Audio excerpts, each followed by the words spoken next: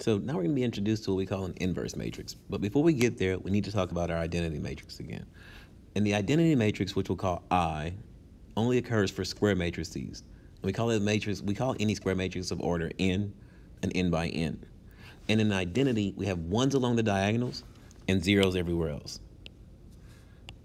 So we're going to create that matrix. And when we multiply by the identity, the reason it's called an identity is because when you multiply by it, you will actually produce the original matrix.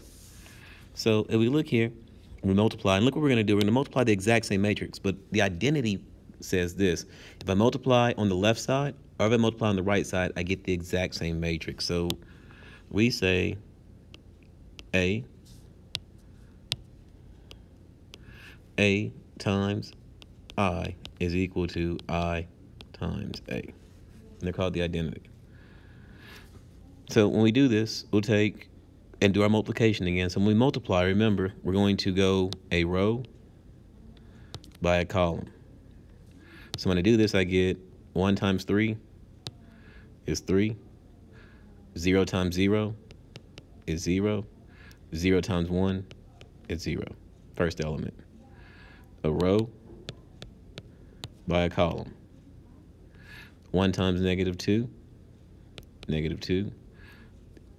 0 times 2 is 0, and 0 times 4 is 0. A row by a column. 1 times 5 is 5. 0 times 3 is 0, and then 0 times this negative 2 is 0 as well. So if you look here, you're going to see that it's producing the exact same elements in the top part right here. We'll go a row again by a column. Row by a column. So we'll go 0 times 3, 0. 1 times 0, 0. And then 0 times a negative 1, 0. 0 times negative 2, 0. 1 times a positive 2 plus 2. And then 0 times a positive 4 is 0. 0 times negative 2, 0. 0 times a positive 2. I'm sorry. 0 times a positive 2 is 0. I'm sorry, I did that wrong. That should have been 0. 0 times negative 2 is 0. 1 times a positive 2 is 2. 0 times 4 is 0. Next row. 0 times 5 is 0. 1 times a negative 3. 1 times a negative 3 is negative 3. And then 0 times a negative 2 is 0. Bottom row.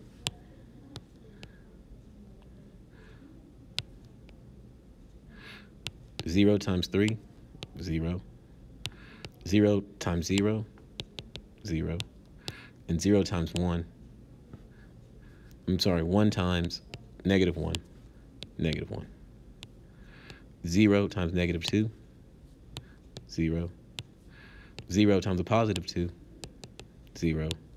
And then 1 times a positive 4 plus 4. 0 times 5, 0. 0 times negative 3, 0. 1 times a negative 2, negative 2. To clean these up, we're going to get 3, negative 2, 5, 0, 2, negative 3, negative 1, 4, negative 2. So this shows me, because I produced the exact same matrix, it shows me that the identity. And now we're going to go and look at the exact same thing. We're going to look at it from the opposite way. We're going to go from the right side of multiplying. So here again, I'm going to multiply the original matrix here, which is these numbers again, 3, negative 2, or we're going to multiply these here, row by the column. So when we do this, we're going to get negative 3 times 1. I'm sorry, positive 3 times 1 is 3. Negative 2 times 0 is 0. 5 times 0 is 0. Next column. 3 times 0, 0. Negative 2 times 1, negative 2. 5 times 0, 0. Last column. 3 times 0, 0. Negative 2 times 0, 0. 5 times 1, 5. Next row. 0 times 1 is 0. 2 times 0 is 0. Negative 3 times 0 is also 0. 0 times 0 is 0. 2 times 1 is 2. Negative 3 times 0 is 0. 0 times 0, 0. 2 times 0, 0. Negative 3 times 1, negative 3. Last row.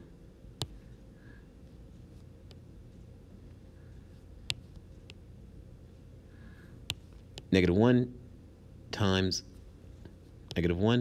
1, negative 1. 4 times 0, 0. Negative 2 times 0, 0. Negative 1 times 0, 0. 4 times 1, 4. Negative 2 times 0, 0. Negative 1 times 0, 0. 4 times 0, 0. Negative 2 times 1, negative 2. And again, if we clean these up, we get 3, negative 2, 5, 0, 2, negative 3, negative 1, 4, negative 2. So this goes to show us that the identity matrix is actually going to be what we call commutative.